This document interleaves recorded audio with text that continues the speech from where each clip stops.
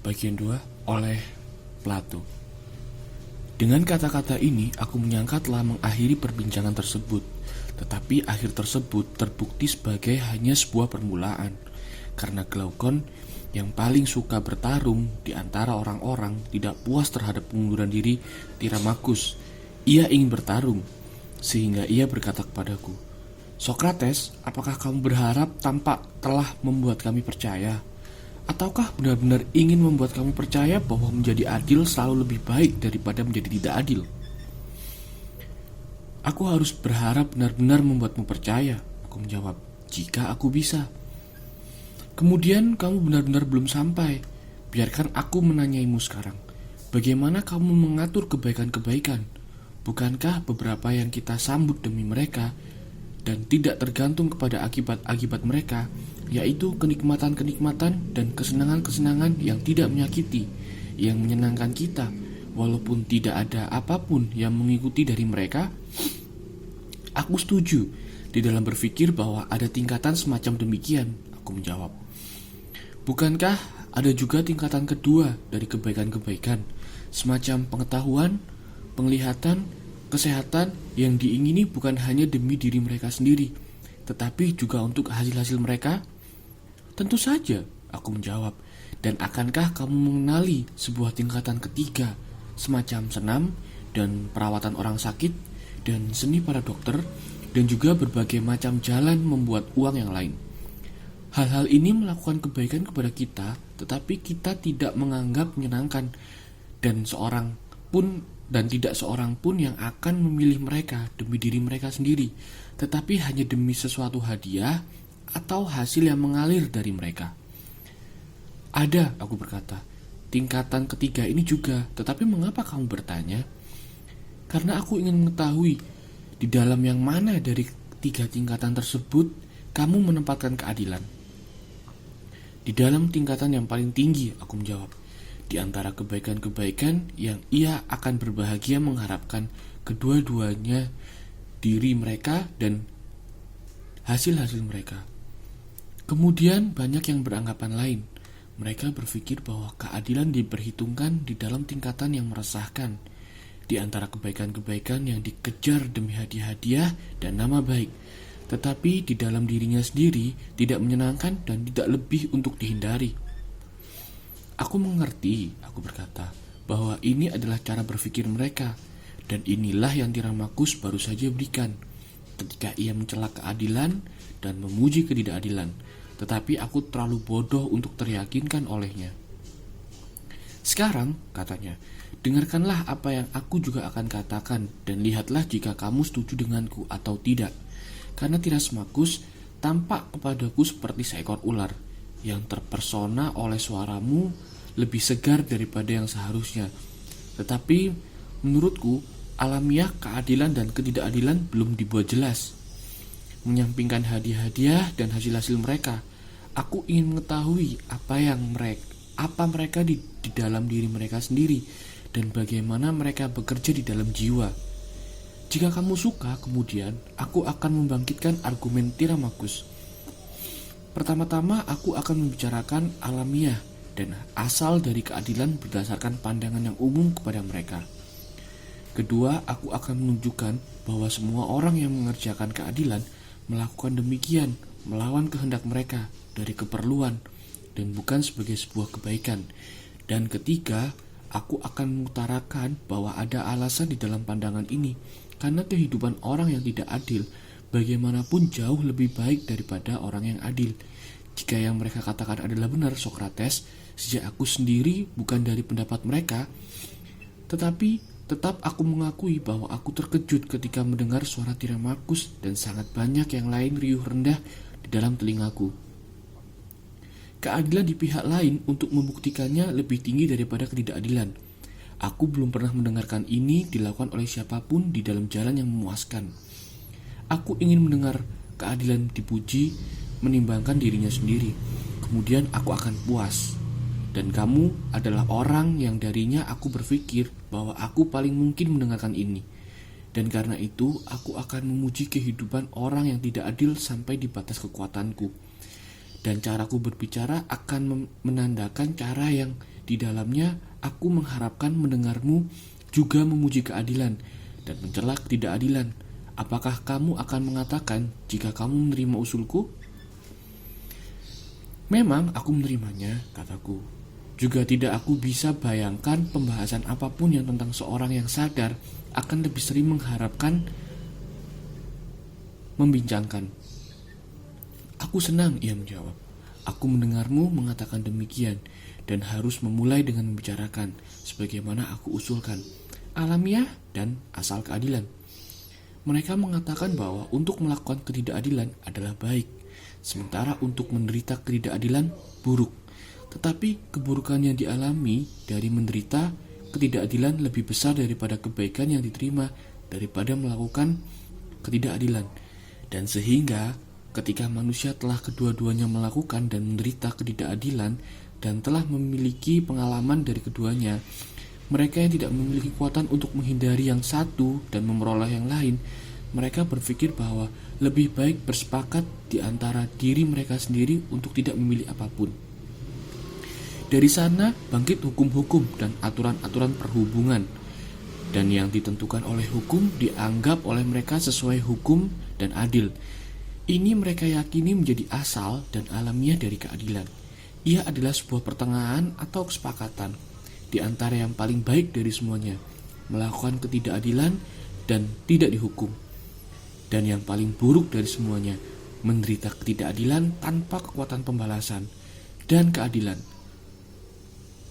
keadilan berada di titik tengah di antara dua tersebut, diterima dan disetujui bukan sebagai kebaikan, tapi keburukan yang lebih kecil, dan dihargai oleh alasan ketidakmampuan manusia melakukan ketidakadilan. Karena tidak ada orang yang berharga untuk disebut manusia yang akan pernah menerima persetujuan semacam demikian jika ia mampu melawan. Ia akan marah jika ia melakukan. Ini adalah kisah yang diterima Sokrates dari alamiah dan asal dari keadilan. Sekarang mereka yang mengerjakan keadilan melakukan demikian secara tidak sukarela, dan karena mereka tidak memiliki kekuatan untuk menjadi tidak adil, akan paling baik tampak jika kita membayangkan sesuatu semacam ini. Jika kita menganugerahkan kepada kedua-duanya yang adil dan yang tidak adil kekuatan untuk melakukan apapun yang mereka ingini, biarkan kita mengamati dan melihat kemana hasrat akan menuntut mereka. Kemudian kita akan menemukan di dalam tindakan yang sama orang adil dan yang tidak adil akan melanjutkan di sepanjang jalan yang sama, mengikuti kepentingan mereka yang semua alamiah anggap sebagai kebaikan mereka dan hanya terhalau ke dalam jalur keadilan oleh kekuatan hukum. Kebebasan yang kita pertimbangkan mungkin secara lengkap diberikan kepada mereka di dalam bentuk dari semacam kekuatan yang dikatakan dimiliki oleh Gyges, pendahulu dari Creusus orang Lydia. Berdasarkan riwayat, Gyges adalah pengembala yang mengabdi kepada Raja Lydia. Dulu ada sebuah badai besar, dan sebuah gempa bumi membuat pembukaan di bumi di tempat ia memberi makan kawannya. Takjub kepada pemandangan tersebut, ia turun ke dalam pembukaan tersebut. Di sana, di antara kerikil, ia memandang sebuah gua besar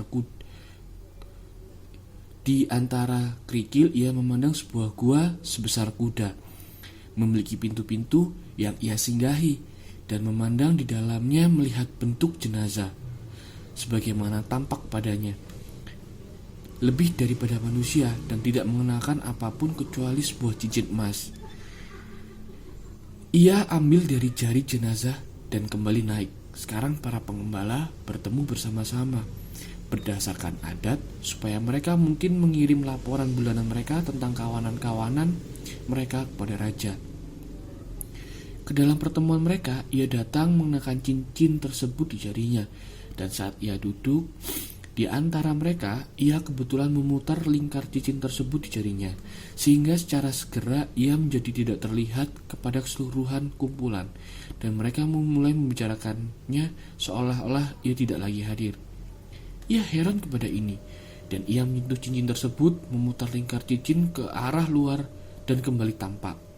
Ia membuat beberapa percobaan kepada cincin tersebut, dan selalu dengan hasil yang sama. Ketika ia memutar lingkar ke arah dalam, ia menjadi tidak terlihat. Ketika ke arah luar, ia kembali tampak. Menyadari ini, ia mengatur sehingga ia terpilih sebagai salah satu dari para penyampai pesan yang akan dikirim ke istana.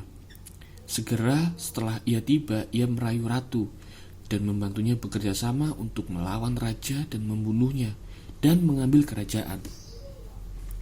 Anggap sekarang bahwa ada 2 cincin sihir yang demikian, dan orang yang adil mengenakan satu, dan yang tidak adil yang lainnya. Tidak ada orang yang bisa membayangkan dari semacam alamiah besi sehingga ia mungkin berdiri kokoh di dalam keadilan. Tidak ada orang yang bisa menjauhkan tangannya dari apa yang bukan miliknya ketika ia bisa secara aman mengambil apa yang ia suka dari pasar, atau pergi ke dalam rumah dan berbaring dengan siapapun yang memuaskannya, atau membunuh atau melepaskan dari penjara orang yang ia ingini, dan benar-benar seperti dewa di antara manusia. Kemudian tindakan-tindakan dari orang yang adil akan sama dengan yang tidak adil. Mereka akan kedua-duanya tiba di titik akhir yang sama.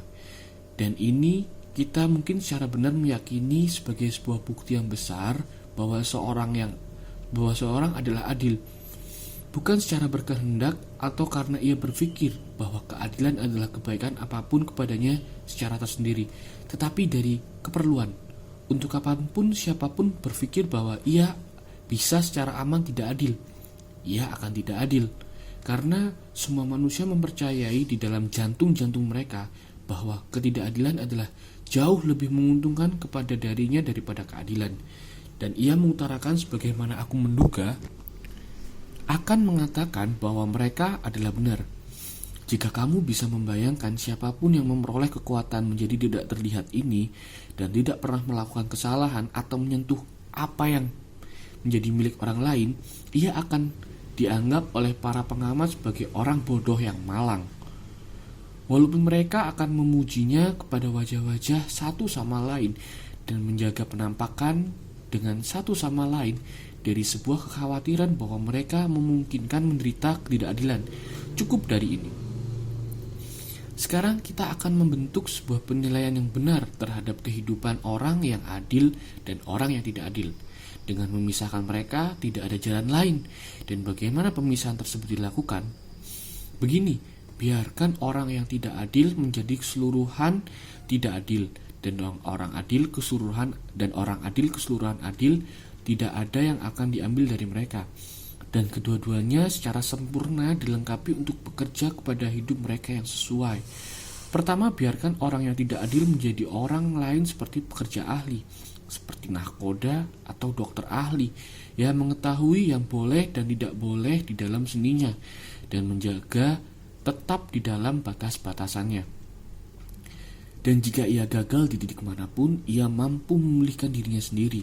Sehingga biarkan orang yang tidak adil membuat usahanya yang tidak adil di dalam jalan yang benar, dan tetap tersembunyi jika ia bermaksud menjadi besar di dalam ketidakadilan. Ia yang ditemukan bukanlah siapa-siapa, karena pencapaian yang paling tinggi dari ketidakadilan adalah dianggap adil ketika kamu tidak adil. Karena itu aku mengatakan bahwa di dalam orang yang tidak adil yang sempurna, kita harus mengenakan ketidakadilan yang sempurna.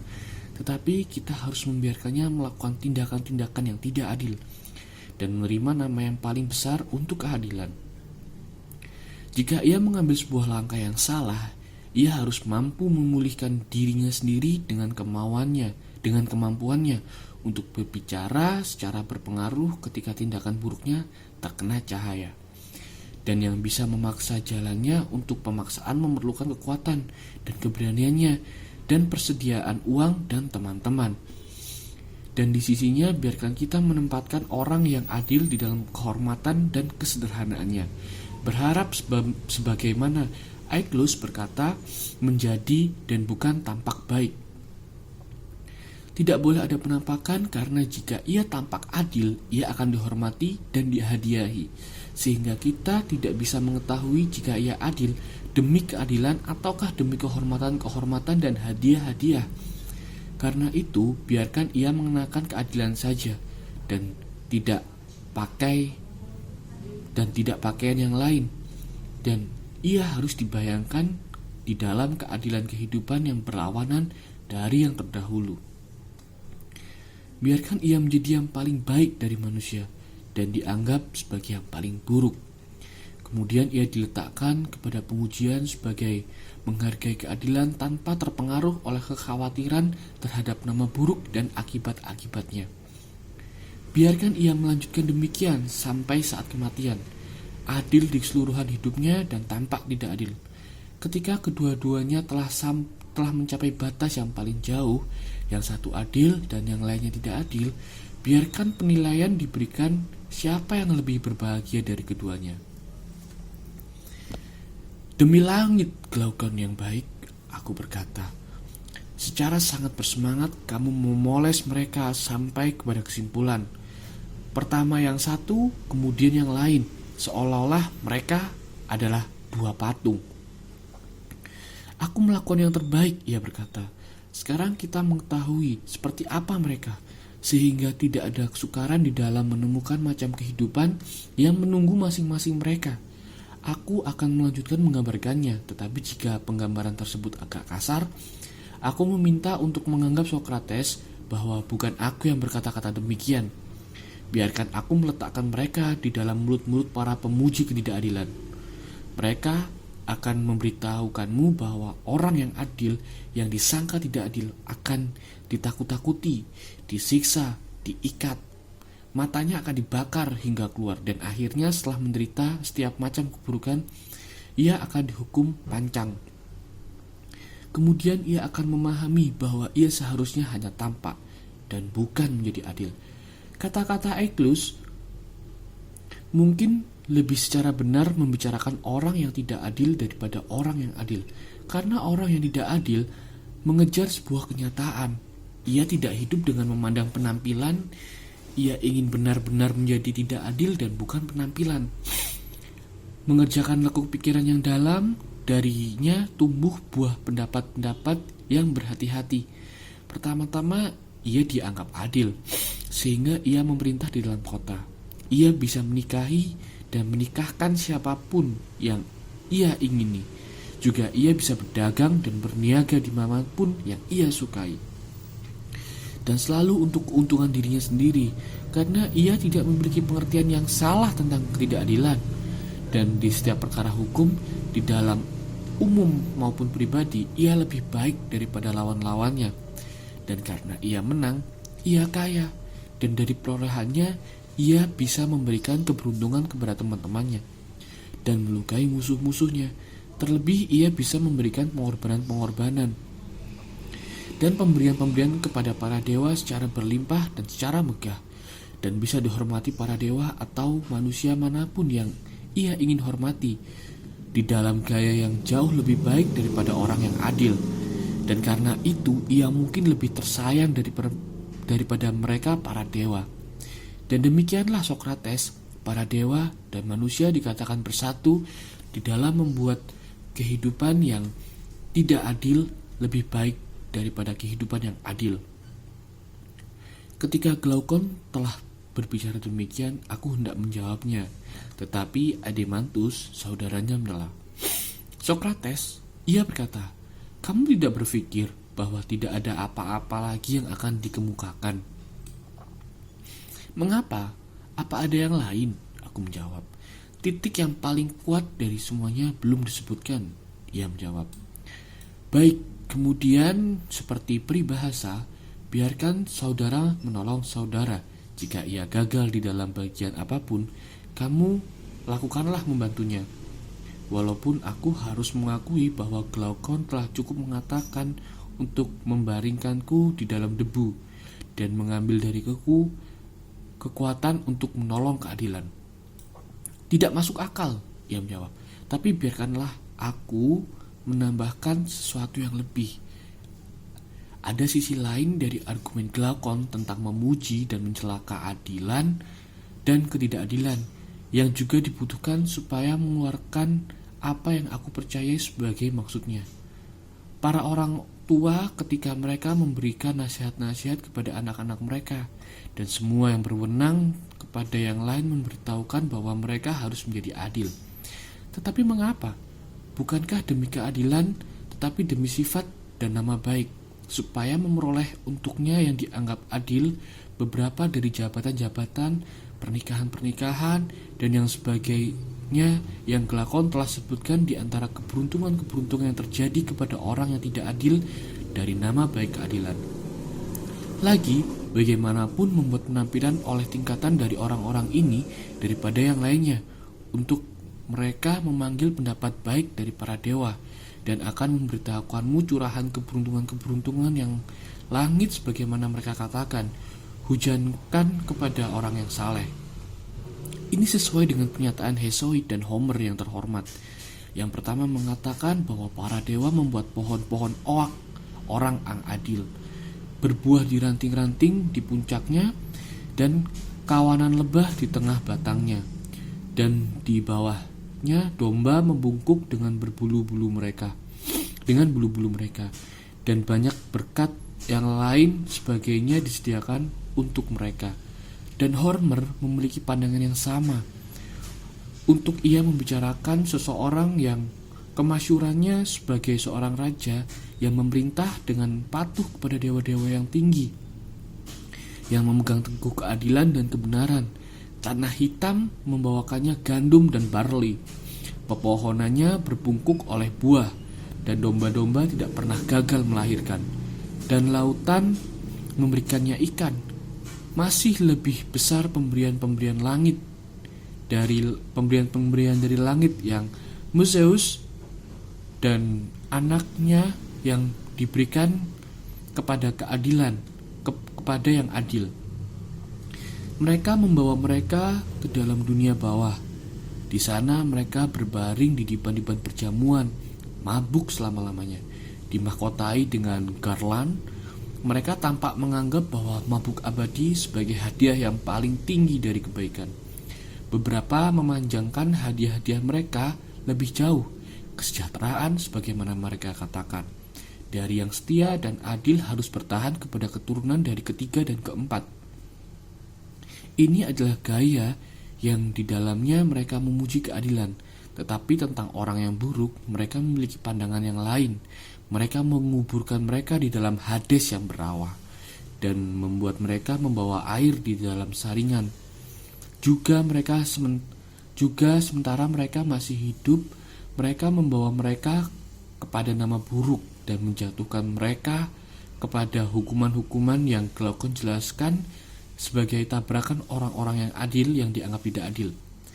Ini mereka ucapkan tentang yang tidak adil, tetapi tidak ada yang lain. Demikianlah cara mereka muji yang satu dan mencela yang lain. Sekali lagi Sokrates, aku akan memintamu untuk menimbangkan jalan berbicara yang lain tentang keadilan dan ketidakadilan, yang bukan diciptakan oleh penyair, tetapi ditemukan di dalam penulisan prosa. Suara seluruh manusia selalu menyatakan bahwa keadilan dan kebaikan adalah terhormat, tetapi menyedihkan dan sukar, dan bahwa kenikmatan-kenikmatan dari keburukan dan ketidakadilan adalah mudah diraih, dan hanya dihalangi oleh hukum dan pendapat. Mereka mengatakan juga bahwa kejujuran untuk sebagian besar lebih kurang menguntungkan daripada ketidakjujuran, dan mereka cukup bersedia menyebut orang jahat berbahagia, dan untuk menghormati mereka kedua-duanya di dalam umum dan pribadi ketika mereka kaya atau di dalam jalan lain berpengaruh. Sementara mereka menghina dan memandang rendah mereka yang mungkin lemah dan miskin. Walaupun mereka menerimanya, mereka sebagai lebih baik daripada yang lain. Hal yang paling luar biasa dari semuanya adalah cara berbicara mereka tentang kebaikan dan para dewa. Mereka mengatakan bahwa para dewa menyediakan kemalangan dan kesedihan kepada banyak orang yang baik, dan kebaikan dan kebahagiaan kepada yang buruk. Dan para pengemis, peramal pergi kepada pintu-pintu orang-orang yang kaya dan membuat mereka yakin bahwa mereka memiliki kekuatan yang dianugerahkan kepada mereka oleh para dewa dari membuat sebuah perobatan oleh pengorbanan-pengorbanan atau jimat-jimat dengan perayaan-perayaan dan perjamuan-perjamuan untuk dosa-dosa seorang atau para pendahulunya, dan mereka berjanji melukai musuh, adil ataupun tidak adil. Dia seharga yang kecil, dengan seni-seni sihir dan jampi-jampi memohon kepada langit, sebagaimana mereka katakan, untuk melaksanakan keinginan mereka. Dan para penyair adalah orang-orang yang berwenang, yang kepadanya mereka menyeru, sekarang menghaluskan jalan kejahatan dengan kata-kata dari Hesiod. Keburukan mungkin memiliki kelimpahan tanpa kesukaran. Jalannya halus dan tempat tinggalnya dekat. Tetapi di hadapan kebaikan para dewa memasang kerja keras dan keringat di langkah pertama. Kemudian mengutip Homer sebagai saksi bahwa para dewa mungkin terpengaruh oleh manusia, karena ia juga mengatakan para dewa dipalingkan dengan doa dan manusia dengan pengorbanan dan pengucapan sumpah-sumpah dan dupa dan persembahan memalingkan kehendak-kehendak mereka, berdoa ketika mereka berdosa dan menyimpang. Dan mereka menghasilkan sebuah kumpulan buku yang ditulis oleh Museus dan Orpheus yang adalah anak-anak dari bulan dan para muse. Itulah yang mereka katakan. Berdasarkan kepadanya mereka melaksanakan ritual mereka dan membuat yakin bukan hanya perseorangan tetapi keseluruhan kota bahwa pengampunan dan pertobatan dosa mungkin dilakukan dengan pengorbanan-pengorbanan dan perayaan-perayaan yang mengisi sebuah waktu luang, dan adalah secara sama di pelayanan untuk orang yang masih hidup dan untuk orang yang telah mati. Macam yang terakhir mereka namai sebagai misteri-misteri, dan mereka merendahkan kita dari rasa sakit neraka. Tetapi jika kita mengabaikan mereka, tidak seorang pun yang mengetahui apa yang menanti mereka. Ia melanjutkan, dan sekarang ketika orang muda mendengarkan semua ini yang mereka katakan tentang kebaikan dan keburukan, dan jalan yang di dalamnya para dewa dan manusia menghargai mereka, bagaimana pikiran-pikiran mereka mungkin terpengaruh. Sokrates yang baik, mereka, maksudku, yang cepat mengerti dan seperti lebah yang terbang hinggap di setiap bunga, dan dari semua yang mereka dengar mudah menarik kesimpulan-kesimpulan untuk mereka akan menjadi orang-orang macam apa dan di dalam jalan apa mereka harus berjalan jika mereka akan membuat kehidupan yang terbaik. Mungkin pemuda tersebut akan mengatakan kepada dirinya sendiri dalam kata-kata pindar, bisakah aku oleh keadilan atau oleh jalan penipuan yang berliku menaiki menara yang lebih tinggi yang mungkin membentengiku di seluruh hari-hariku? Akibat dari aku menjadi adil, kecuali aku juga tampak demikian. Bukanlah harta, tetapi kerja keras dan sakit dan kehilangan. Tapi jika walaupun tidak adil, aku menerima nama keadilan, kehidupan surgawi dijanjikan untukku. Sejak kemudian, sebagaimana para filsuf membuktikan, penampilan membudakkan kebenaran dan tuan dari kebijaksanaan. Kepada penampilan aku harus mengerjakan diriku. Aku akan menggambarkan di sekitarku gambar dan bayangan kebaikan sebagai ruang depan dan hiasan luar di rumahku.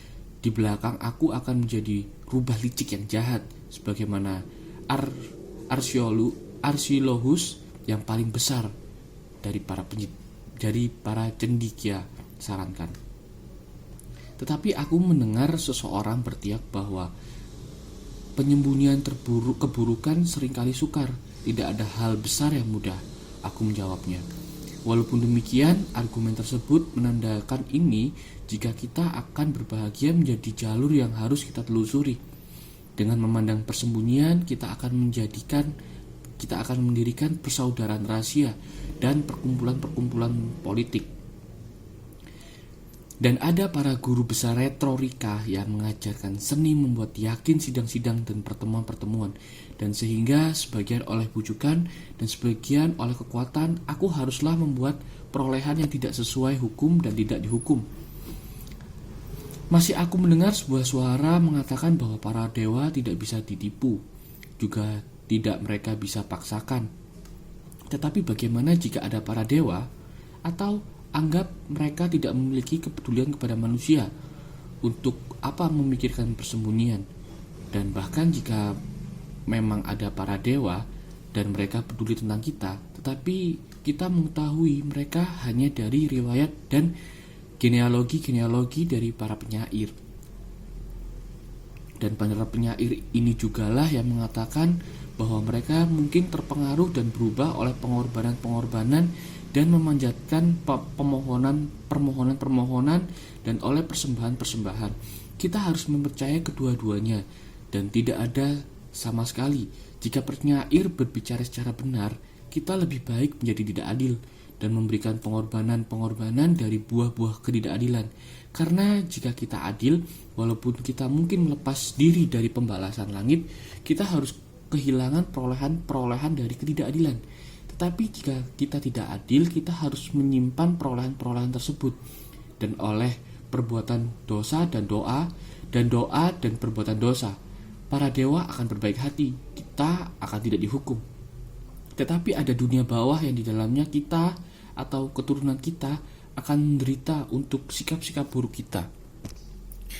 Ya temanku, akan menjadi pertimbangan, tetapi ada misteri-misteri dan dewa-dewa pengampunan, dan ini memiliki kekuatan yang besar. Itu adalah apa yang dinyatakan oleh kota-kota besar dan anak-anak para dewa, yang adalah para penyair dan nabi-nabi mereka, membawa sebuah pernyataan serupa. Kemudian berdasarkan apalagi kita harus memilih keadilan daripada ketidakadilan. Jika saja kita menyatukan yang terakhir dengan sebuah penghargaan yang menipu kepada penampilan, kita memperoleh keinginan kita kedua-duanya dengan para dewa dan manusia di dalam kehidupan dan kematian. Sebagaimana paling banyak yang paling tinggi dari pihak yang berwenang katakan kepada kita, mengetahui semua ini Sokrates, bagaimana bisa seseorang yang memiliki keunggulan apapun dari pikiran atau apapun dari atau peringkat atau harta, berkeinginan menghormati keadilan, atau memang menahan diri dari tertawa ketika ia mendengar ketidakadilan dipuji, dan bahkan jika ada seorang yang mampu membatalkan kebenaran kata-kataku dan yang puas bahwa keadilan adalah yang terbaik, tetapi ia tidak marah dengan yang tidak adil, tetapi sangat bersedia memaafkan mereka, karena ia juga mengetahui bahwa manusia bukan adil dari kehendak mereka sendiri, kecuali di suatu kejadian ada seorang yang sifat ilahiyah di dalam dirinya mungkin terilhami dengan kebencian kepada ketidakadilan, atau yang telah memperoleh pengetahuan kebenaran, tetapi tidak ada orang yang lain. Ia saja yang menyalahkan ketidakadilan, yang karena kepengecutan atau usia atau suatu kelemahan yang tidak memiliki kekuatan untuk menjadi tidak adil. Ini dibuktikan oleh kenyataan bahwa ketika ia mendapatkan kekuatan, ia secara segera menjadi tidak adil sejauh yang ia bisa. Penyebab dari semua ini, Sokrates, tertandai oleh kita di permulaan argumen. Ketika saudaraku dan aku memberitahukanmu bagaimana kami heran menemukan semua kamu sendiri membela keadilan. Karena dari para pahlawan kuno yang monumen manapun telah jaga untuk kita, sehingga orang-orang di masa kita tidak seorang pun pernah menyalahkan ketidakadilan atau memuji keadilan, kecuali memandang kemenangan-kemenangan, kehormatan-kehormatan, dan keuntungan-keuntungan yang mengalir dari mereka. Tetapi masing-masing mereka di dalam dirinya sendiri dengan kekuatan yang lekat di dalamnya, ketika di dalam jiwa pemiliknya dan tidak terlihat kepada mata manusia ataupun dewa. Tidak seorang pun pernah menggambarkan secara cukup di dalam syair ataupun prosa bukti bahwa keadilan adalah kebaikan yang paling besar dan ketidakadilan keburukan terbesar. Andai kamu mampu di dalam jalan ini dari permulaan dan membuat yakin kami dari sejak masa muda kami harus tidak saling mengawasi satu sama lain dari melakukan kesalahan. Tetapi setiap orang akan memiliki pengawasan sendiri karena khawatir jika ia melakukan kesalahan, mengerjakan kepada dirinya sendiri keburukan yang paling besar. Aku berani mengatakan bahwa Tirno Markus dan yang lainnya akan meminta secara bersungguh-sungguh pembalikan keadilan dan ketidakadilan ini sebagaimana aku pahami. Tetapi aku berbicara di dalam cara yang bersemangat ini, aku harus secara terbuka mengakui kepadamu, karena aku ingin mendengarmu dari sisi yang berlawanan, dan aku akan memintamu untuk menunjukkan bukan hanya keunggulan yang keadilan miliki kepada ketidakadilan, tetapi apa pengaruh yang mereka miliki di pemilik mereka yang membuat satu menjadi sebuah kebaikan dan yang lain sebuah keburukan kepadanya. Dan silakan, sebagaimana Glaukon memintamu untuk tidak memasukkan nama baik, karena kecuali kamu mengambil dari masing-masing mereka nama baiknya yang benar dan menambahkannya kepada yang salah. Kita harus mengatakan bahwa kamu tidak memuji keadilan, tapi penampilannya. Kita harus berpikir bahwa kamu hanya memaksa kami untuk membiarkan ketidakadilan supaya gelap. Dan bahwa kamu benar-benar setuju dengan Trias Markus di dalam berpikir bahwa keadilan adalah kebaikan orang lain dan kepentingan dari yang lebih kuat, dan bahwa ketidakadilan adalah keuntungan dan kepentingan seseorang itu sendiri, walaupun melukai kepada mereka yang lemah. Sekarang, sebagaimana kamu telah terima bahwa keadilan adalah satu dari kebaikan-kebaikan di tingkatan yang tertinggi yang diharap mereka demi hasil-hasil mereka, tetapi di dalam derajat yang lebih tinggi demi diri mereka sendiri, seperti penglihatan atau pendengaran atau pengetahuan atau kesehatan atau apapun yang nyata dan alamiah, dan bukan hanya sekedar kebaikan yang biasa. Aku akan memintamu di dalam pujianmu kepada keadilan supaya menghargai satu titik saja. Maksudku kebaikan dan keburukan yang dikerjakan oleh keadilan dan ketidakadilan di dalam para pemilik mereka. Biarkan orang lain memuji keadilan dan mencela ketidakadilan, mengagungkan hadiah-hadiah dan penghormatan dari yang satu dan mengasari yang lainnya. Itu adalah sebuah cara mengutarakan yang jika datang dari mereka, aku bersedia membiarkan, tetapi aku ingin mendengarkan kebalikan dari bibirmu sendiri. Aku mengharapkan sesuatu yang lebih baik darimu, yang menghabiskan seluruh hidupmu di dalam mempertimbangkan pertanyaan ini.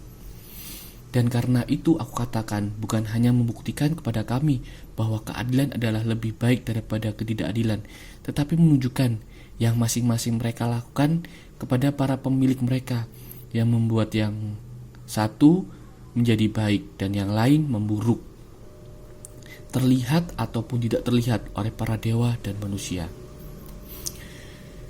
Aku selalu mengagumi kecerdasan dari Glaukon dan Adimantus. Aku terutama senang saat mendengar kata-kata ini dan berkata, anak-anak dari ayah yang termasyur bukanlah sebuah awal yang buruk dari syair-syair elegi yang para pengagum Glaukon buat di dalam menghormatimu setelah kamu membuktikan dirimu di peperangan Megara. Anak-anak Ariston, ia bernyanyi, keturunan suci dari pahlawan yang termasyur. Epitet tersebut sangat sesuai untuk ada sesuatu yang benar-benar suci di dalam mampu mengutarakan sebagaimana kamu telah melakukan untuk keunggulan dari ketidakadilan, dan tetap tidak yakin oleh argumenmu sendiri. Dan aku percaya bahwa kamu tidak yakin. Ini aku ketahui dari sifatmu. Andai aku menilai hanya dari pembicaraan-pembicaraanmu, aku harus salah mempercayaimu. Tetapi sekarang semakin besar keyakinanku kepadamu, semakin besar kesukaranku di dalam mengetahui apa untuk dikatakan. Aku ada di dalam sebuah selat di antara dua. Di satu pihak aku merasa bahwa aku tidak setara kepada tugas tersebut, dan ketidakmampuanku dibawa pulang kepadaku oleh kenyataan bahwa kamu tidak puas dengan jawaban yang aku buat kepada Tiramachus, membuktikan sebagaimana aku pikir keunggulan yang dimiliki oleh keadilan kepada ketidakadilan. Dan bahkan aku tidak berdaya, sementara nafas dan bicara masih tinggal kepadaku. Aku khawatir bahwa akan ada ketidaksalehan di dalam hadir saat keadilan dibicarakan buruk dan tidak mengangkat lengan di dalam pertahanannya. Dan karena itu aku lebih baik memberikan pertolongan semacam yang aku bisa. Glaukon dan keseluruhan memintaku dengan sungguh-sungguh untuk tidak membiarkan pertanyaan tersebut jatuh, tetapi melanjutkan di dalam penyelidikan. Mereka ingin tiba di kebenaran pertama dan tentang alamiah keadilan dan ketidakadilan, dan kedua pertentangan keunggulan yang berhubungan dengan mereka.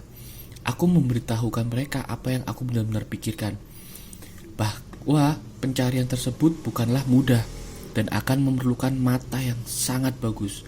Melihat kemudian, aku berkata, ketika kita bukan orang-orang yang cerdas, aku berpikir bahwa kita lebih baik mengambil sebuah cara yang aku mungkin gambarkan demikian. Anggap bahwa orang yang berpenglihatan pendek telah diminta oleh seseorang untuk melihat huruf-huruf kecil dari jauh.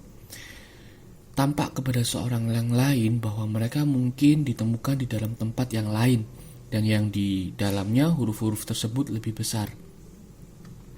Jika mereka sama, dan ia bisa membaca huruf-huruf yang lebih besar tersebut pertama-tama, dan kemudian melanjutkan kepada yang lebih kecil, ini akan dianggap sebagai sebuah kepingan kecil dari keberuntungan. Sangat benar, kata Adimantus, tetapi bagaimana penggambaran tersebut diterapkan kepada pencarian kita? Aku akan memberitahukanmu, aku menjawab. Keadilan, hal yang kita cari, sebagaimana kamu mengetahui, kadang-kadang berbicara sebagai kebaikan dari seseorang, dan kadang-kadang sebagai keadilan dari sebuah negara. Benar, ia menjawab. Dan bukankah sebuah negara lebih besar daripada satu orang? Iya, demikian.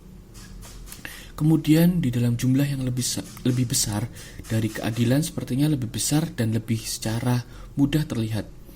Jika kamu suka, biarkan kita mencari ke dalam alamiah keadilan dan ketidakadilan. Pertama, sebagaimana mereka tampak di dalam negara, dan kedua di dalam perseorangan. Dari yang lebih besar kepada yang lebih kecil dan membandingkan mereka. Itu, ia berkata, adalah sebuah usul yang sangat baik. Jika argumen kita mengamati asal sebuah negara, kita harus melihat juga asal keadilan dan ketidakadilan di dalamnya. Aku berani mengatakan, ketika negara terlengkapi, mungkin ada sebuah harapan bahwa hal yang kita cari akan lebih secara mudah ditemukan. Ya, secara lebih mudah. Tetapi bukankah kita harus berusaha menyusun satu? Aku berkata, untuk melakukan demikian, sebagaimana aku cenderung pikirkan, akan menjadi sebuah tugas yang sangat bersungguh-sungguh. Pertimbangkanlah.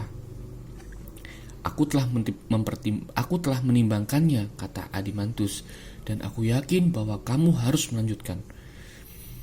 Sebuah negara, aku berkata, bangkit sebagaimana aku pahami dari kebutuhan-kebutuhan manusia. Tidak seorang pun yang mampu memenuhi diri. Tidak seorang pun yang mampu memenuhi sendiri kebutuhannya, tetapi semua kita memiliki banyak keinginan. Bisakah ada alasan lain dari sebuah negara yang bisa dibayangkan? Akan tidak ada yang lain. Kemudian kita memiliki banyak keinginan, dan banyak orang dibutuhkan untuk memenuhi mereka. Seseorang mengambil seorang penolong untuk satu tujuan, dan yang lainnya untuk yang lainnya. Ketika pasangan-pasangan dan para penolong ini berkumpul bersama-sama di satu tempat, badan dari para penghuni tersebut dianggap sebagai negara. Benar, katanya. Dan mereka menukar dengan satu sama lain, dan yang satu memberikan dan yang lainnya menerima. Dan anggapan bahwa pertukaran tersebut demi kebaikan mereka sangat benar. Kemudian aku berkata, biarkan kita memulai dan menciptakan di dalam pemikiran sebuah negara. Penciptaan sejati adalah keperluan, ibu dari penemuan kita. Tentu saja, ia berkata. Yang kedua adalah tempat tinggal, dan yang ketiga adalah pakaian dan sebagainya. Benar, dan sekarang biar kita melihat bagaimana kota kita mampu menyediakan permintaan yang besar ini. Kita mungkin menganggap bahwa seseorang adalah petani, yang lainnya tukang, seorang yang lainnya penenun.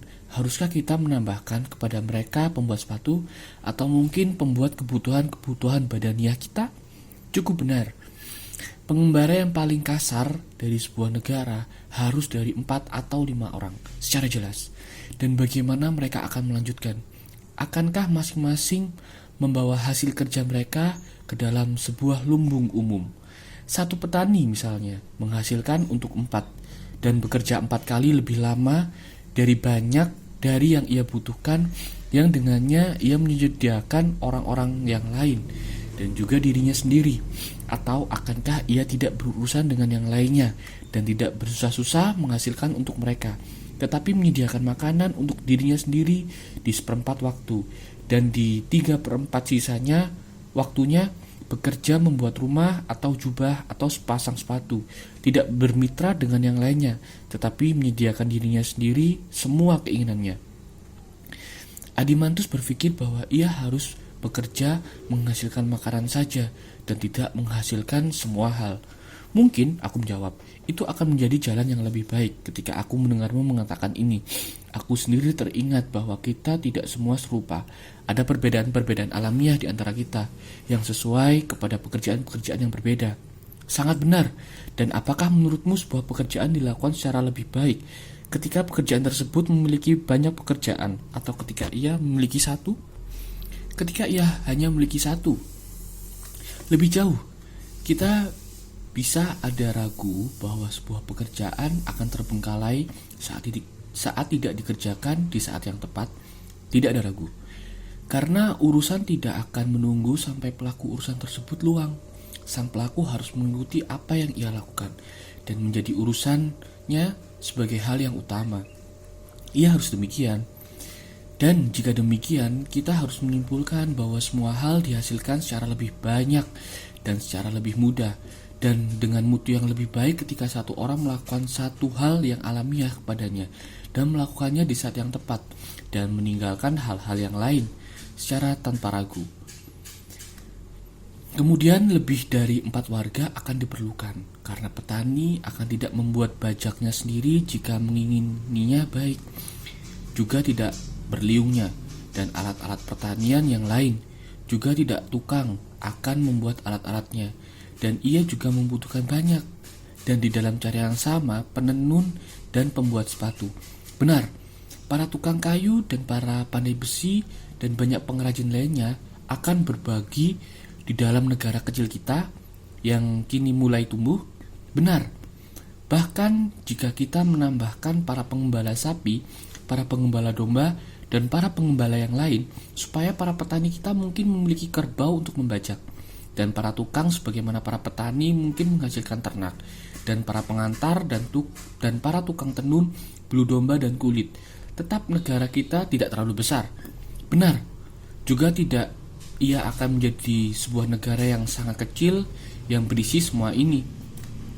Kemudian lagi, adakah suatu letak kota yang sangat baik sehingga tidak perlu ada yang dibawa keluar? Mustahil. Kemudian harus ada tingkatan lain dari warga yang akan membawa asupan-asupan yang diperlukan dari kota lain. Harus ada. Tetapi jika sang pedagang pergi dengan tangan hampa tanpa membawa apa-apa yang diperlukan oleh mereka yang akan memenuhi kebutuhannya, ia akan kembali dengan tangan yang hampa, pastinya.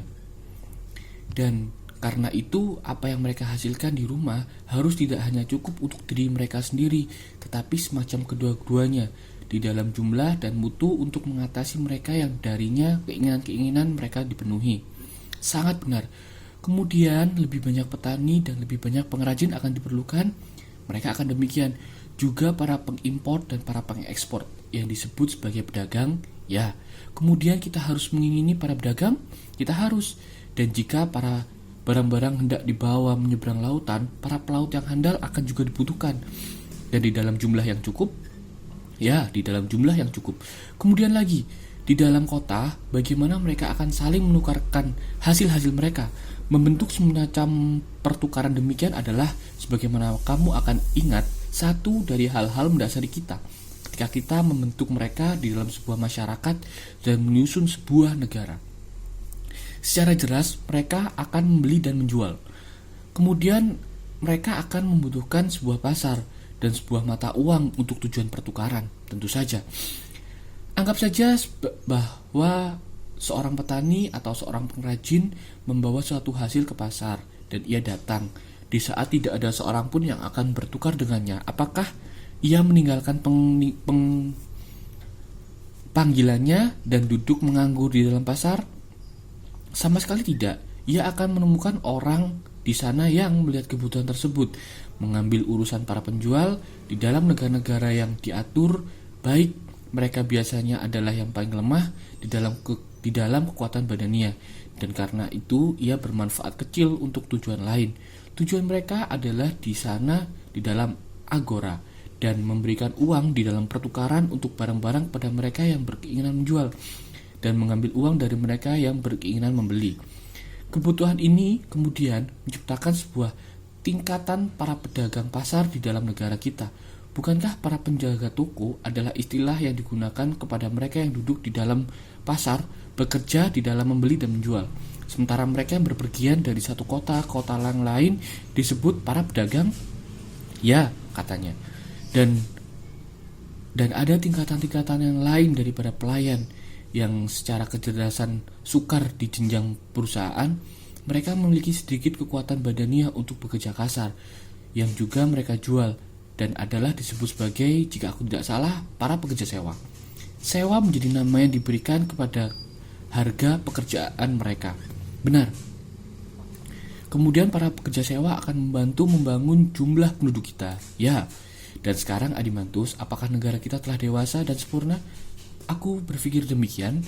Di mana kemudian muncul keadilan dan di mana ketidakadilan? Di dalam bagian apa dari negara mereka muncul? Mungkin di dalam perniagaan dari para warga ini satu sama lain. Aku tidak bisa membayangkan mereka bisa ditemukan di tempat yang lain manapun.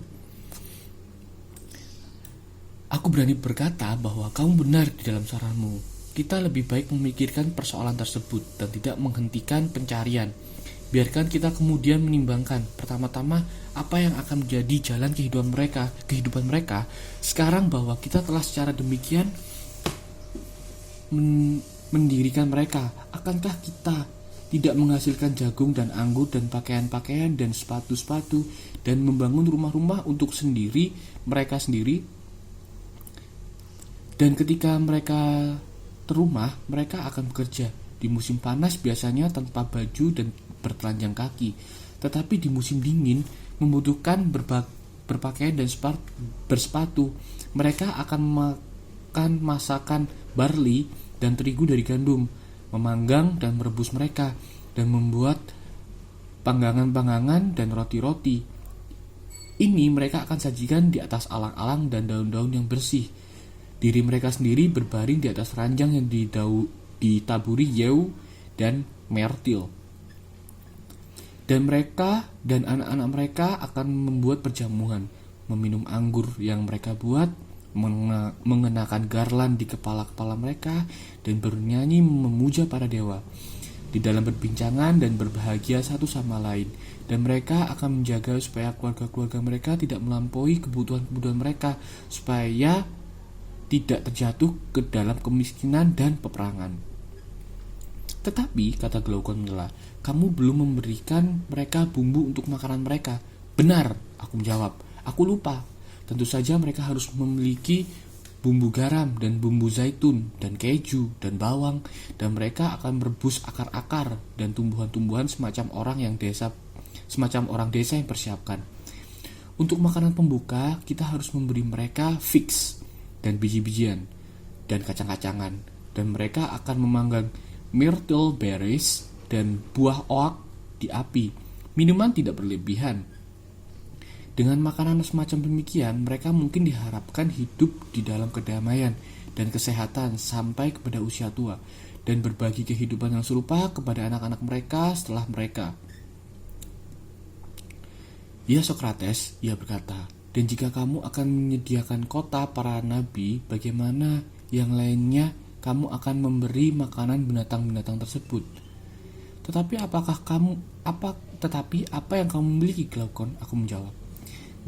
Mengapa? Ia berkata, kamu harus memberi kepada mereka kenyamanan-kenyamanan yang biasa dari kehidupan.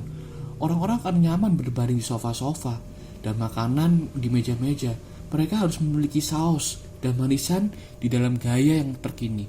Ya, aku berkata, sekarang aku mengerti. Pertanyaan yang kamu ingin aku pertimbangkan adalah bukan hanya sebagaimana sebuah negara, tetapi bagaimana sebuah negara yang mewah diciptakan. Dan mungkin tidak ada perlakuan yang menyakiti di dalam ini, karena di dalam semacam negara yang demikian, kita harus lebih bisa melihat bagaimana keadilan dan ketidakadilan muncul.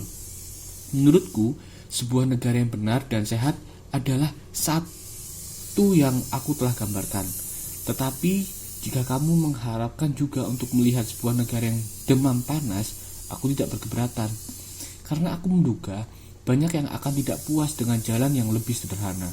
Mereka akan menambahkan sofa-sofa dan meja-meja dan perabotan lain, juga riasan dan harum-haruman, juga perhiasan-perhiasan dan para gadis dan kue-kue. Semua ini bukan hanya di dalam satu macam saja, tetapi di dalam setiap ragam. Kita harus pergi melampaui kebutuhan-kebutuhan yang aku telah pertama-tama gambarkan, semacam rumah-rumah, pakaian-pakaian, dan sepatu-sepatu. Seni-seni para pelukis dan penyulam akan digerakkan, dan emas dan gading dan semua benda semacam demikian harus disediakan. Benar, ia berkata. Kemudian kita harus meluapkan perbatasan kita, karena negara sehat yang asli tidak lagi mencukupi. Sekarang akankah kota harus diisi dan dilanda sebuah gelombang panggilan yang bukan kebutuhan alamiah, semacam keseluruhan suku pemburu dan para peniru, yang darinya satu tingkatan yang besar akan bekerja dengan bentuk-bentuk dan warna-warna. Yang lainnya akan menjadi para pemusik, para penyair, dan pembantu mereka akan melatih para penyanyi, pemain, para penari, para pembangun, dan juga para pembuat bermacam-macam benda, termasuk gaun-gaun perempuan. Dan kita harus mengingini lebih banyak pelayan. Bukankah guru-guru juga diperlukan? Dan para perawat basah dan kering, gadis-gadis cantik penjaga toko, dan para tukang cukur, sebagaimana juga para penjahit dan juru masak, dan peternak babi, yang dulu tidak dibutuhkan sehingga tidak memiliki tempat di dalam negara. Bentukan demikian yang terdahulu, tapi sekarang diperlukan. Mereka harus tidak dilupakan, dan akan ada banyak binatang dari jenis yang lain jika orang-orang akan memakan mereka. Bukankah kita harus demikian? Tentu saja. Dan hidup di dalam cara ini, mereka harus memiliki kebutuhan yang lebih besar pada dokter-dokter daripada sebelumnya, sangat lebih besar. Dan negeri yang dulu cukup untuk penghuni asal akan menjadi terlalu kecil sekarang dan tidak cukup. Benar. Kemudian sepotong tanah tetangga kita akan diingini oleh kita untuk pedang-pedang gembala. Kemudian sepotong tanah tetangga kita akan diingini oleh kita untuk padang-padang gembala dan lahan-lahan pertanian. Dan mereka akan mengingini sepotong tanah kita. Jika seperti diri kita sendiri, mereka menyerahkan diri mereka sendiri kepada pengumpulan harta yang tidak terbatas, melampaui batas keperluan kita. Itu Sokrates akan tidak bisa dihindari. Dan sehingga kita harus berperang, Glaukon. Bukankah kita harus? Paling secara pasti, ia menjawab. Kemudian tanpa menimbangkan terlebih dahulu jika perang melakukan kebaikan atau keburukan. Sedemikian kita mungkin meyakini bahwa sekarang kita telah menemukan perang diantarkan dari penyebab-penyebab yang juga adalah penyebab-penyebab dari semua keburukan di dalam negara-negara, pribadi ataupun umum, secara tanpa ragu. Dan negara kita harus sekali lagi meluas dengan membayar bukan sedikit tetapi kepada keseluruhan pasukan yang akan pergi bertarung menghadapi para penyerang untuk membela semua kekayaan dan kemewahan yang kita telah gambarkan di atas. Mengapa? Ia berkata, tidakkah mereka mampu mempertahankan diri mereka sendiri? Tidak, aku berkata, jika kita benar di dalam ajaran kita yang diterima oleh semua kita saat kita membingkai negara, ajaran tersebut sebagaimana kamu akan ingat adalah bahwa satu orang tidak bisa mengerjakan banyak seni dengan keberhasilan. Benar, katanya. Baik, kemudian kataku, bukankah perang adalah sebuah seni? Tentu saja, dan sebuah seni yang memerlukan banyak perhatian, sebagaimana pembuat sepatu. Benar. Dan pembuat sepatu tidak dibiarkan oleh kita menjadi petani atau penenun atau tukang supaya kita mungkin memiliki sepatu yang dibuat secara baik. Tetapi kepadanya dan setiap pekerjaan yang lain kita menugaskan satu pekerja yang sesuai dengan alamiahnya. Dan kepada itu kita melanjutkan bekerja di sepanjang hidupnya dan tidak yang lain.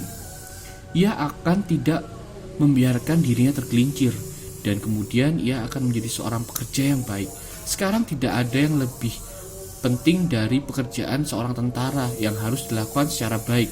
Tetapi apakah perang adalah sebuah seni yang sangat secara mudah sehingga seseorang mungkin menjadi tentara yang juga seorang petani atau pembuat sepatu atau pengrajin yang lain, walaupun tidak seorang pun di dunia akan menjadi pemain dadu atau catur yang baik yang hanya mengambil permainan tersebut sebagai bersenang-senang dan tidak dari tahun-tahun paling awal mengerjakan darinya sendiri kepada ini dan tidak kepada yang lain. Bagaimana kemudian ia akan mengangkat sebuah perisai atau perlengkapan perang yang lain menjadi keseluruhan seorang petarung yang lebih baik di dalam satu hari dengan pasukan tentara yang berperlengkapkan berat ataupun jenis pasukan yang lain.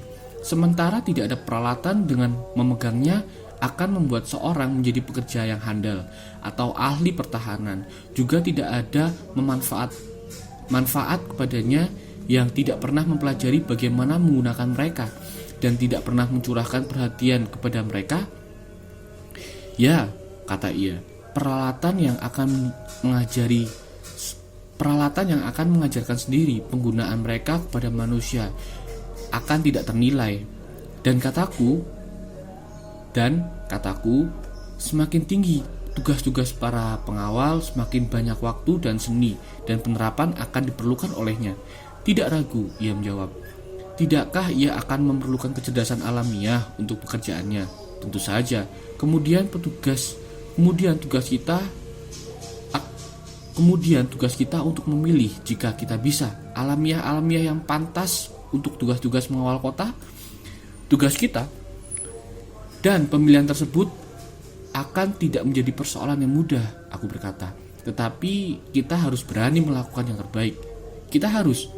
Bukankah pemuda terhormat sangat serupa dengan anjing dari peranakan yang baik di dalam hal pengawalan dan pengawasan? Apa maksudmu? Maksudku bahwa kedua-duanya mereka harus cepat melihat dan lincah mengejar musuh saat mereka melihatnya, dan juga kuat ketika mereka menangkapnya. Mereka harus bertarung dengannya. Semua mutu ini, ia menjawab, akan tentu saja diperlukan oleh mereka. Baik. Dan pengawalmu harus berani jika ia hendak bertarung, baik? Tentu saja. Dan apakah akan berani ia yang tidak memiliki semangat, kuda ataupun anjing ataupun yang lain? Tidakkah kamu memperhatikan betapa tidak terkalahkan semangat dan betapa kehadirannya membuat jiwa makhluk apapun menjadi benar-benar tanpa takut dan tidak bisa ditaklukkan? Aku mengamatinya. Kemudian sekarang kita memiliki sebuah gambaran yang jelas dari mutu-mutu badaniah yang diperlukan di dalam pengawal. Benar, dan juga mental. Jiwanya harus dipenuhi oleh semangat. Ya, tapi bukankah alamiah bersemangat ini akan mengasari satu sama lain dan dengan setiap orang yang lain? Demi Zeus, sebuah kesukaran yang mudah terjadi, ia menjawab. Sementara mereka harus berbahaya kepada musuh-musuh mereka dan lembut kepada teman-teman mereka. Jika tidak, mereka akan menghancurkan diri mereka sendiri tanpa menunggu musuh menghancurkan mereka. Benar, ia berkata. Apa yang harus dilakukan kemudian? Aku berkata. Bagaimana kita harus menemukan sebuah alamiah yang lembut, yang juga memiliki semangat yang besar, karena yang satu berlawanan dengan yang lain. Benar. Ia akan tidak menjadi pengawal yang baik. Ia yang mengingini di dalam manapun dari dua mutu ini, dan bahkan penggabungan mereka tampak tidak mungkin. Dan karena itu kita harus mengakui bahwa untuk menjadi seorang pengawal yang baik adalah tidak mungkin. Aku khawatir bahwa apa yang kamu katakan adalah benar, ia menjawab. Di sini mereka merasa gusar. Aku mulai berpikir tentang yang telah terlalui. Temanku, aku berkata, tidak heran bahwa kita di dalam sebuah gusaran. Untuk kita telah kehilangan pemandangan dari gambaran yang kita miliki di hadapan kita. Apa maksudmu, katanya? Aku bermaksud mengatakan bahwa ada alamiah-alamiah yang dianugerahkan dengan mutu-mutu yang berlawanan tersebut. Dan di mana kamu menemukan mereka? Banyak binatang, terutama di dalam yang kita serupakan kepada pengawal. Teman kita anjing adalah satu yang sangat baik. Kamu mengetahui bahwa anjing-anjing yang dipelihara baik. benar-benar lembut kepada yang mereka kenali dan teman-temannya, dan kebalikan kepada orang asing. Ya, aku mengetahui. Kemudian tidak ada yang tidak mungkin atau alamiah yang tidak ada di dalam menemukan seorang pengawal yang memiliki gabungan serupa di mutu-mutu tersebut? Tentu saja tidak. Bukankah ia yang sesuai menjadi pengawal di samping memiliki alamiah bersemangat perlu memiliki mutu-mutu seorang filsuf? Aku tidak memahami maksudmu. Ciri yang aku bicarakan, aku menjawab, mungkin juga ditemukan di dalam anjing dan sangat tampak di dalam binatang tersebut. Ciri apa? Mengapa seekor anjing, kapanpun ia melihat seorang asing, marah ketika seorang yang dikenal ia menyambutnya? Walaupun satu tidak pernah menyakitinya, juga tidak yang lainnya melakukan kebaikan apapun. Apakah ini tidak pernah mengenaimu sebagai rasa ingin tahu? Persoalan tersebut tidak pernah mengenaiku sebelumnya, tetapi aku cukup mengenali kebenaran dan penandaanmu. Dan secara yakin naluri dari anjing-anjing ini sangat memukau. Anjingmu adalah filsuf sejati. Mengapa? Karena ia membedakan wajah teman dan wajah musuh hanya oleh syarat mengetahui dan tidak mengetahui. Dan bukankah harus seekor binatang menjadi pencinta pembelajaran ia yang menentukan apa yang ia sukai dan apa yang ia tidak suka oleh penguji pengetahuan dan kejahilan? Paling secara yakin. Dan bukankah cinta pembelajaran, cinta kebijaksanaan adalah filsafat? Mereka sama, ia menjawab. Bukankah kita mungkin mengatakan secara yakin kepada manusia juga bahwa ia yang lembut kepada teman-teman dan kenalannya harus oleh alam menjadi seorang pecinta kebijaksanaan dan pengetahuan? Biarkan kita menganggap demikian. Kemudian ia yang akan menjadi pengawal dan yang benar-benar baik dan terhormat dari negara akan memerlukan menyatukan diri darinya sendiri filsafat dan kelincahan dan kekuatan secara tanpa ragu. Kemudian kita telah menemukan alamiah-alamiah yang diinginkan, dan sekarang bahwa kita telah menemukan mereka, bagaimana mereka akan dibesarkan dan dididik? Bukankah pertimbangan pokok bahasan ini akan mendekatkan kita di dalam jalan apapun kepada pencarian yang kita lebih besar, yang adalah ujung akhir kita? Bagaimana keadilan dan ketidakadilan tumbuh di dalam negara? Karena kita tidak ingin menghilangkan apa yang adalah titik perhatian atau menjadi argumen panjang secara keterlaluan. Adimantus menganggap pencarian tersebut sebagai pelayanan yang besar untuk kita. Kemudian, temanku yang baik, tugas tersebut harus tidak dihentikan, bahkan jika panjang bagaimanapun. Tentu saja tidak. Dan datanglah kemudian dan biarkan kita menceritakan kisah-kisah dan melewati waktu luang. Dan kisah-kisah kita haruslah pendidikan para pahlawan kita dengan senang hati. Dan apa yang harus menjadi pendidikan mereka? Bisakah kita menemukan sebuah yang lebih baik daripada macam-macam yang turun-temurun sejak dulu? Dan ini memiliki dua pembagian, senam untuk badan dan musik untuk jiwa. Benar, haruskah kita memulai pendidikan kita dengan musik, melanjutkan kepada senam setelahnya dengan senang hati? Dan saat kamu membicarakan musik, apakah kamu melakukan memasukkan literatur ataukah tidak? Aku melakukannya, dan literatur mungkin benar ataupun salah, ya. Dan pemuda harus dilatih di dalam keduanya. Dan kita memulai dengan yang salah? Aku tidak memahami maksudmu, ia berkata. Kamu mengetahui, aku berkata, bahwa kita memulai memberitahukan anak-anak kisah-kisah yang, walaupun kita keseluruhan tanpa kebenaran, adalah di dalam sebagian besar karangan. Kisah-kisah ini diberitahukan kepada mereka ketika mereka belum di usia yang bisa mempelajari senam. Sangat benar. Itulah maksudku ketika aku mengatakan bahwa kita harus mengajarkan musik sebelum senam. Cukup benar, ia berkata. Kamu cukup mengetahui juga bahwa permulaan adalah bagian yang paling penting dari sebuah pekerjaan, terutama di dalam hal yang mudah dan halus. Karena itu adalah waktu ketika sifat dibentuk dan kesan lebih secara mudah diterima. Cukup benar. Dan haruskah kita hanya secara tanpa perhatian membiarkan anak-anak kita mendengarkan dongeng-dongeng yang biasa yang mungkin diceritakan oleh orang-orang biasa, dan untuk menerima ke dalam pikiran-pikiran mereka pemikiran-pemikiran yang sebagian besar berlawanan dengan apa yang kita harus harapkan mereka memilikinya ketika mereka telah tumbuh? Kita tidak bisa. Kemudian pertama, akan menjadi mendirikan sebuah pengawalan kepada para penulis fiksi dan Biarkan pengawasan tersebut menerima fiksi yang baik dan menolak yang buruk. Kita akan mengharapkan ibu-ibu dan para pengasuh mereka untuk memberitahukan hanya yang diizinkan. Biarkan mereka membentuk pikiran dengan kisah-kisah semacam demikian. Bahkan lebih secara mesra daripada mereka membentuk badan dengan tangan-tangan mereka. Tetapi paling banyak dari yang sekarang digunakan harus ditolak. Kisah-kisah apa yang kamu bicarakan? Katanya. Contoh dari yang besar, aku berkata. Aku juga menunjukkan yang lebih kecil, karena mereka seharusnya dari pola yang sama, dan ada semangat yang sama di dalam kedua-duanya mereka. Sangat mungkin, ia menjawab, tetapi aku belum mengetahui apa yang kamu anggap lebih besar. Mereka, aku berkata, yang dikisahkan oleh Homer dan Hesiod, dan keseluruhan penyair yang pernah menjadi pendongeng besar dari manusia. Tetapi maksudmu kisah-kisah yang mana? Ia berkata. Dan kesalahan apa yang kamu temukan dengan mereka? Kesalahan yang paling bersungguh-sungguh, aku berkata. Kesalahan dari memberitahukan sebuah kebohongan, dan terlebih sebuah kebohongan yang buruk. Tetapi kapan kesalahan ini dilakukan?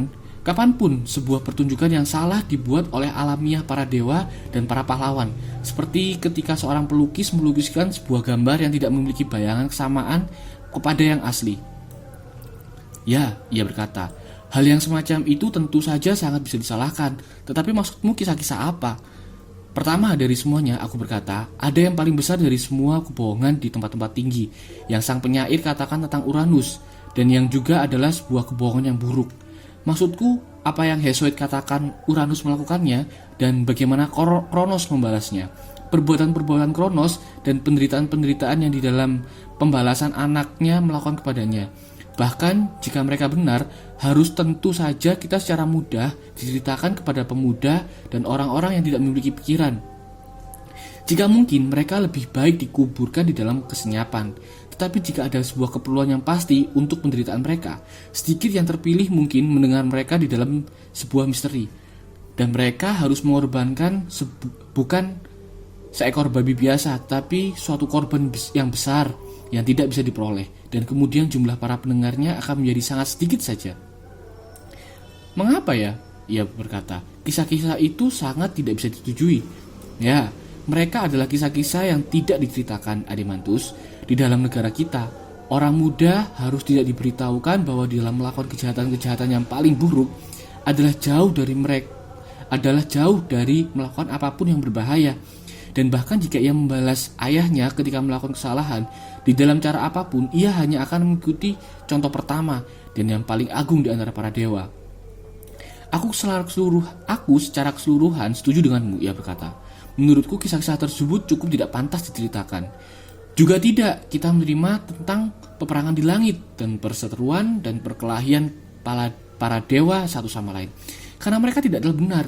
Jika kita bermaksud para pengawal masa depan kita menganggap perkelahian di antara diri mereka sendiri sebagai hal-hal paling buruk, tidak, kita harus tidak pernah menyebutkan peperangan para gigantes atau membiarkan mereka tersulap di kain-kain.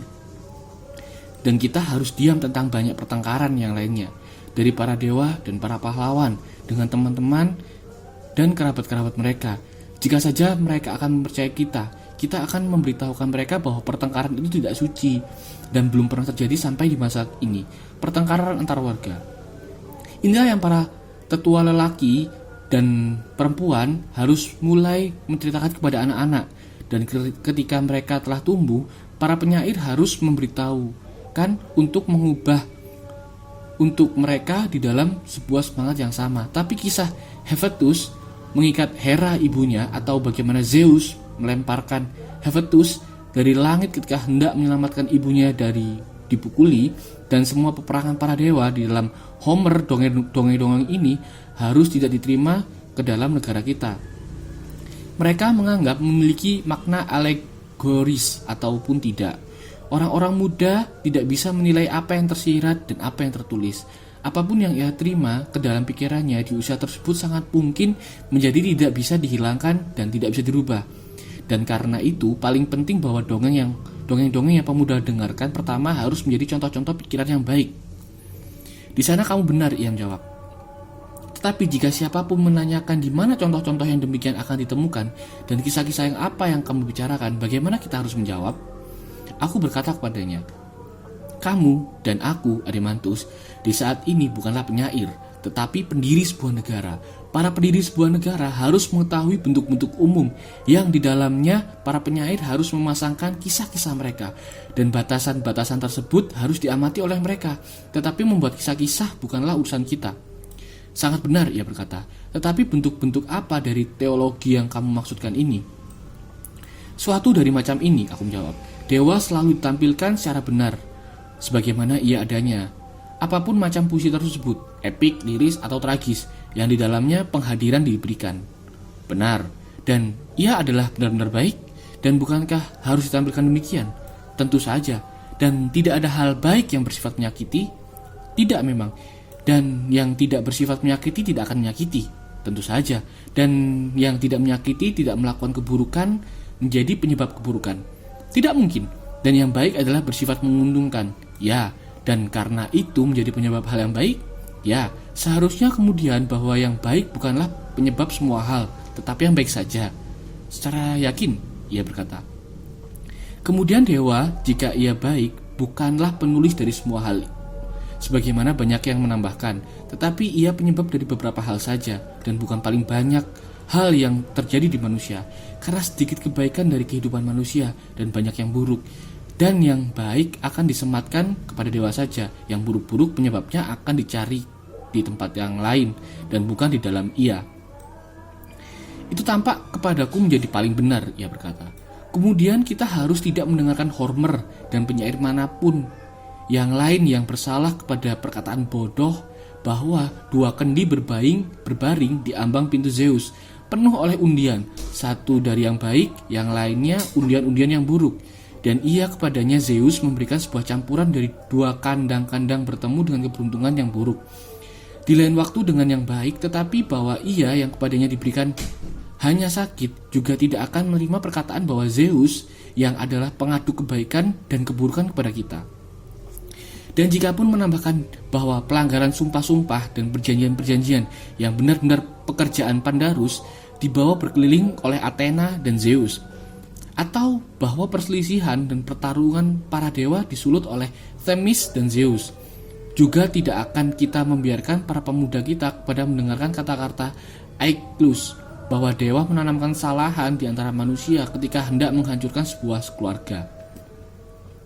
Dan jika seorang penyair menulis penderitaan-penderitaan Niobe, penulis dari tragedi yang di dalamnya syair-syair iambik ini tertulis, atau keluarga Pelops, atau peperangan Troy, atau dimanapun tema yang serupa, juga kita harus tidak mengizinkan ia untuk mengatakan bahwa ini adalah pekerjaan dewa. Atau jika mereka adalah dewa, ia harus memikirkan suatu penjelasan dari mereka semacam yang kita cari. Ia harus mengatakan bahwa dewa melakukan hal yang adil dan mereka tidak dihukum, tetapi bahwa mereka yang dihukum adalah menyedihkan, dan dewa adalah penulis misteri mereka. Penyair akan tidak diizinkan mengatakannya, walaupun ia mungkin mengatakan bahwa yang jahat adalah menyedihkan karena mereka pantas dihukum dan teruntungkan oleh menerima hukuman dari dewa. Tetapi bahwa dewa yang baik adalah penulis keburukan siapapun akan secara kuat disangkal dan tidak untuk dikatakan, untuk dinyanyikan atau didengar di dalam syair ataupun prosa oleh siapapun, tua atau muda, di dalam manapun persemakmuran di pemerintahan baik. Sebuah karangan semacam demikian adalah bersifat bunuh diri, menghancurkan, dan tidak soleh. Aku setuju denganmu, ia menjawab, dan bersedia memberikan penerimaanku kepada hukum tersebut. Biarkan ini kemudian menjadi satu dari peraturan-peraturan dan ajaran-ajaran kita tentang para dewa. Para penyair dan para pengisah kita akan diharapkan mematuhinya, bahwa dewa bukanlah penulis semua hal, tetapi hal yang baik saja. Itu yang akan dilakukan, ia berkata. Dan apa yang kamu pikirkan untuk ajaran kedua? Haruskah aku menanyaimu jika dewa adalah pesulap? Dan dari alamiah yang tampak secara jelas, sepihak sekarang di dalam suatu bentuk, dan sekarang di dalam bentuk yang lain, kadang-kadang dirinya berubah dan berlalu ke dalam banyak bentuk. Kadang-kadang menipu kita dengan penampilan dari suatu perubahan, ataukah ia satu dan secara tetap kukuh di dalam gambaran yang pantas? Aku tidak bisa menjawabmu, ia berkata, tanpa lebih berpikir. Baik, aku berkata, tetapi jika kita menganggap sebuah perubahan di dalam hal apapun, perubahan itu harus oleh hal tersebut sendiri atau oleh suatu hal lain, paling secara pasti. Dan hal-hal yang di keadaan terbaik juga lebih kurang bisa dikenai untuk menjadi terubah atau terurai. Misalnya ketika paling sehat dan paling kuat, badan manusia lebih kurang bisa terpengaruh oleh makanan dan minuman, dan tanaman yang di dalam kekuatan yang paling penuh juga menderita lebih kurang dari angin atau panas atau apapun penyebab yang serupa. Tentu saja, dan bukankah jiwa yang paling berani dan yang paling bijaksana akan menjadi lebih kurang terbingungkan atau terkacaukan oleh pengaruh dari luar? Benar, dan ajaran yang sama sebagaimana aku harus mengira terapkan kepada semua benda padat, perabotan, rumah-rumah, kain-kain. Ketika baik dan dibuat secara baik, mereka lebih kurang bisa terubah oleh waktu dan keadaan. Sangat benar. Kemudian semua hal yang baik dibuat oleh alam atau seni atau kedua-duanya adalah lebih kurang bisa terubah oleh penyebab dari luar. Benar. Tetapi secara yakin dewa dan hal-hal dewa adalah di dalam setiap jalan yang sempurna. Tentu saja demikian. Kemudian ia bisa secara sukar terpaksa oleh pengaruh luar untuk mengambil banyak bentuk. Ia tidak bisa. Tetapi tidakkah mungkin ia merubah dan mengganti bentuk dirinya sendiri? Secara jelas ia berkata, itulah yang terjadi jika ia berubah sama sekali. Dan akankah kita kemudian merubah dirinya sendiri menjadi yang lebih baik dan lebih indah, atau menjadi lebih buruk dan lebih secara tidak dipandang? Jika ia berubah sama sekali, ia hanya bisa berubah menjadi yang lebih buruk. Kita tidak bisa menganggap ia berkekurangan di dalam kebaikan ataupun keindahan. Sangat benar Adimantus, tetapi kemudian akankah siapapun dewa ataupun manusia ingin membuat dirinya sendiri lebih buruk? Tidak mungkin. Kemudian mustahil bahwa para dewa pernah berkehendak untuk berubah sebagaimana dianggap yang paling indah dan yang paling baik. Itu tidaklah mungkin. Setiap dewa tetap sama sekali dan sama selama-lamanya di dalam bentuknya sendiri. Itu secara perlu mengikuti, ia berkata, di dalam penilaianku. Kemudian tidak ada penyair, aku berkata. Temanku yang baik akan dibiarkan memberitahukan kepada kita bahwa para dewa menyamar sebagai orang-orang asing di negeri-negeri lain, berjalan menaiki dan menuruni kota-kota di dalam semua macam bentuk. Jangan satu pun menghujat Proteus atau Thetis. Juga jangan siapapun di dalam tragedi atau di dalam macam puisi apapun memperkenalkan Hera menyamar menyerupai seorang pendeta perempuan meminta sedekah untuk anak-anak perempuan pemberi kehidupan dari Inachus, sungai Argos. Biarkan kita tidak lagi memiliki kebohongan dari macam itu.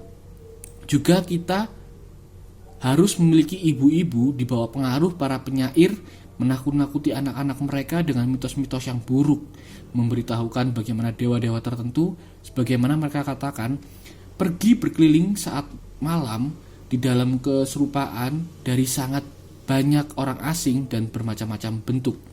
Tetapi biarkanlah mereka mematuhi jika tidak mereka membuat anak-anak mereka menjadi pengecut, dan di saat yang sama membicarakan penghujatan melawan para dewa. Langit melarang, katanya. Tapi walaupun para dewa diri mereka tidak bisa berubah, tetapi oleh sihir dan penipuan mereka mungkin membuat kita berpikir bahwa mereka tampak di dalam bermacam-macam bentuk. Mungkin, ia menjawab. Pertimbangkanlah, kataku, apakah dewa akan berkehendak bohong di dalam perkataan ataupun perbuatan, atau meletakkan sebuah hantu bayangan dari dirinya sendiri? Aku tidak bisa mengatakan, ia menjawab. Apakah kamu tidak mengetahui, aku berkata, bahwa kebohongan yang benar, jika semacam pengungkapan demikian dibiarkan, dibenci oleh para dewa dan manusia? Apa maksudmu, ia bertanya. Maksudku, tidak satu pun yang secara bersedia tertipu di dalam apa yang adalah bagian yang paling besar dan paling tinggi dari dirinya sendiri, atau tentang hal-hal yang paling benar dan paling tinggi. Di sana, di atas semuanya, ia paling khawatir terhadap sebuah kebohongan memiliki pemilikan dirinya sendiri. Masih, ia berkata, aku tidak memahamimu. Alasannya adalah kamu meletakkan suatu makna yang terlalu dalam kepada kata-kataku. Aku berkata, Tetapi aku hanya mengatakan bahwa penipuan atau tertipu atau tidak diberitahukan tentang kenyataan-kenyataan tertinggi di dalam bagian yang paling tinggi dari diri mereka sendiri adalah jiwa. Dan di dalam bagian itu dari mereka untuk menahan kebohongan tersebut adalah apa yang manusia lebih kurang sukai. Itu aku katakan adalah apa yang mereka benar-benar benci.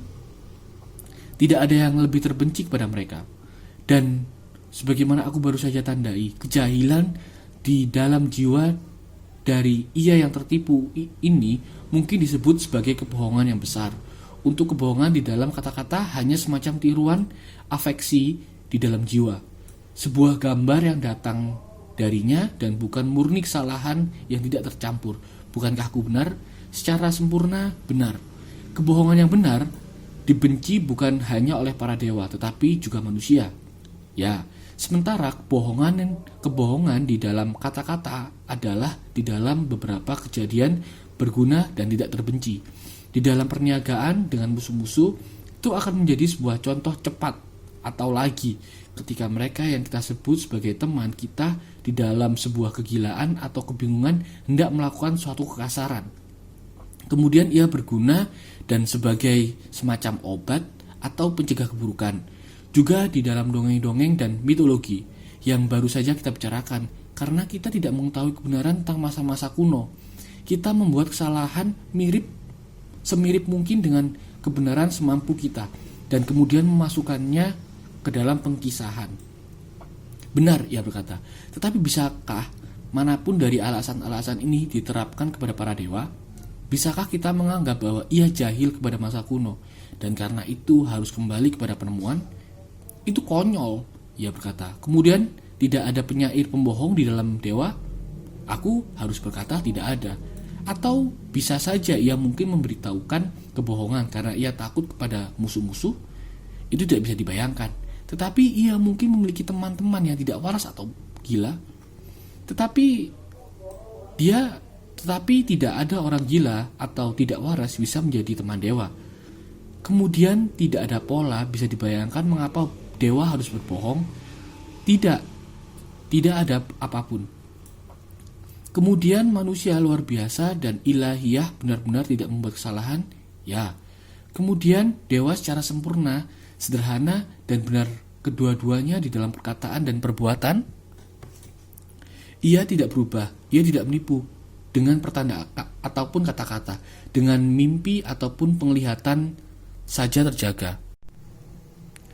Pikiranmu, ia berkata, adalah pencerminan dari milikmu sendiri.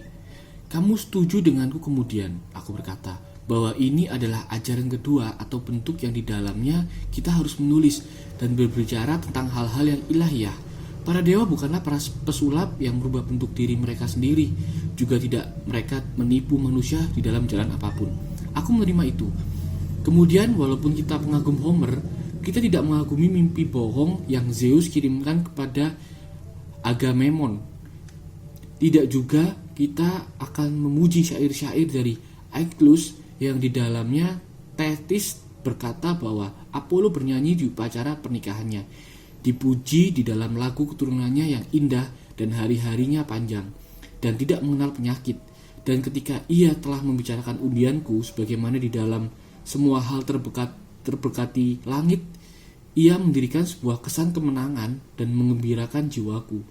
Dan aku berpikir bahwa kata dari Phoebus ilahiyah dan penuh nubuat akan tidak gagal. Dan sekarang ia dirinya sendiri yang mengucapkan pemaksaan. Ia yang hadir di pejamuan dan yang mengatakan ini, ia membantai anakku.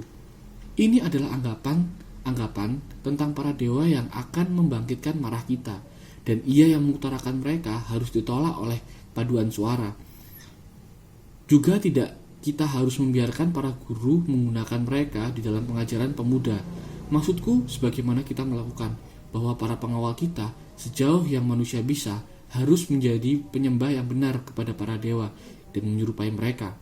Aku secara keseluruhan setuju, katanya, di dalam ajaran-ajaran ini dan berjanji menjadikan mereka sebagai hukumku. Selesai bab 2.